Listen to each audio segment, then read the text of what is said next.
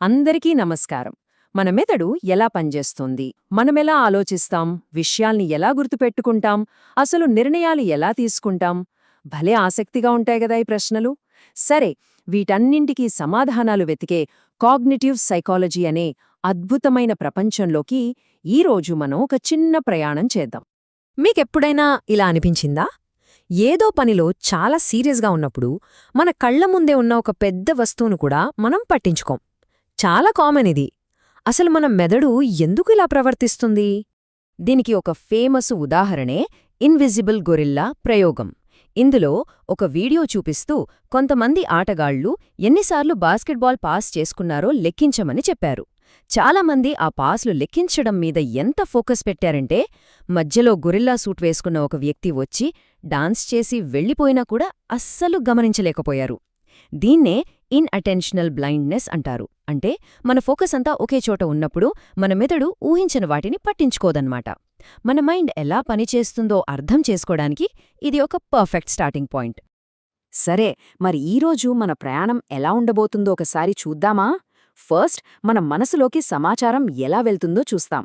తర్వాత అది ఎలా జ్ఞాపకంగా మారుతుందో తెలుసుకుంటాం. ఆ తర్వాత బ్రెయిన్ ఎలా పనిచేస్తుందో, ఈ విషయాలన్నీ మన నిజ జీవితంలో ఎలా ఉపయోగపడతాయో, చివరిగా భవిష్యత్తు ఎలా ఉండబోతోందో కూడా చర్చిద్దాం. మన ప్రయాణంలో మొదటి అడుగులోకి వెళ్దాం. బయటి ప్రపంచంలోని సమాచారం మన మెదడు వరకు ఎలా చేరుతుందో ఇప్పుడు తెలుసుకుందాం. ఈ ప్రాసెస్లో ముఖ్యంగా 3 దశలు ఉంటాయి. మొదటిది పర్సెప్షన్, అంటే మన కళ్ళు, చెవులు వంటి ఇంద్రియాలు సమాచారాన్ని తీసుకోవడం. రెండోది అటెన్షన్ ఫిల్టరింగ్, అంటే వచ్చిన సమాచారంలో ఏది ముఖ్యమో మన మెదడు ఫిల్టర్ చేయడం. ఇక చివరిది కాగ్నిటివ్ ఇంటిగ్రేషన్, అంటే ఆ ముఖ్యమైన సమాచారాన్ని మనకు అప్పటికీ తెలిసిన విషయాలతో కలిపి ఒక పూర్తి అవగాహనకు రావడం అన్నమాట. అంటే మన బ్రెయిన్ ఊరికే ఒక కెమెరాలాగా చూసిందంతా రికార్డ్ చెయ్యదు, అదొక ఆర్టిస్ట్ లాంటిది.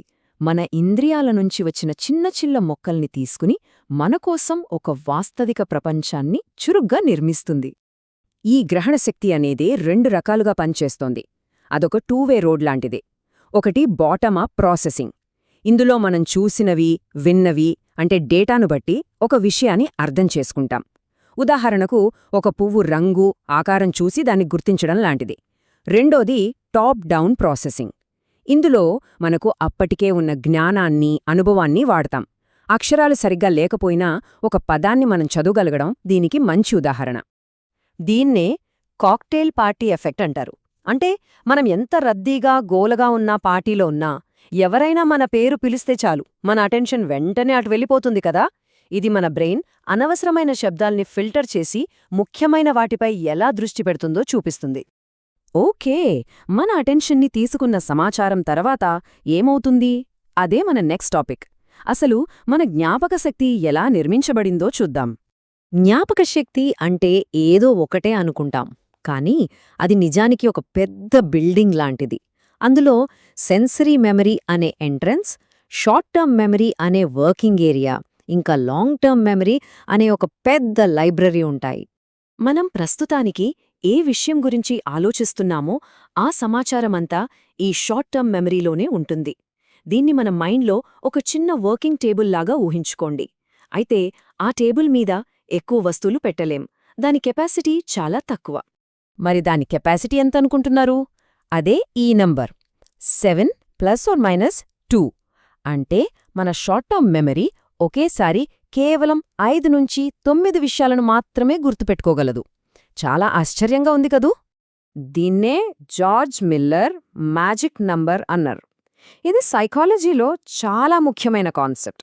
అందుకే చూడండి, ఫోన్ నంబర్లు, వెబ్సైట్ మెనూలు ఇలాంటివన్నీ చాలా సింపుల్గా చిన్న చిన్న భాగాలుగా విభజించి ఇస్తారు. ఎందుకంటే మన బ్రెయిన్ వాటిని సులభంగా ప్రాసెస్ చేయగలదు. సరే, ఇవన్నీ మనసులో జరుగుతాయి, బాగానే ఉంది. కాని కంటికి కనిపించిన ఈ ప్రక్రియలను సైంటిస్టులు ఎలా చూస్తారు, ఎలా స్టడీ చేస్తారు? ఇక్కడే మనకు కాగ్నిటివ్ న్యూరోసైన్స్ వస్తుంది. సింపుల్గా చెప్పాలంటే మన ఆలోచనలకి, మన మెదడులోని ఎలక్ట్రికల్ యాక్టివిటీకి మధ్య ఉన్న లింక్ను స్టడీ చేయడమే ఇది. మనం ఆలోచిస్తున్నప్పుడు మన బ్రెయిన్లో ఏ భాగాలు యాక్టివ్గా ఉన్నాయో ఇది మనకు చూపిస్తుంది. అయితే బ్రెయిన్ను స్టడీ చేయడానికి ఒకే పర్ఫెక్ట్ టూల్ అంటూ ఏదీ లేదు. ఈ చార్ట్ అదే చూపిస్తుంది. కొన్ని ఈఈజీ లాంటివి చాలా ఫాస్ట్గా పనిచేస్తాయి, అంటే టైమింగ్ పర్ఫెక్ట్గా చెప్తాయి, కానీ డీటెయిల్స్ తక్కువ.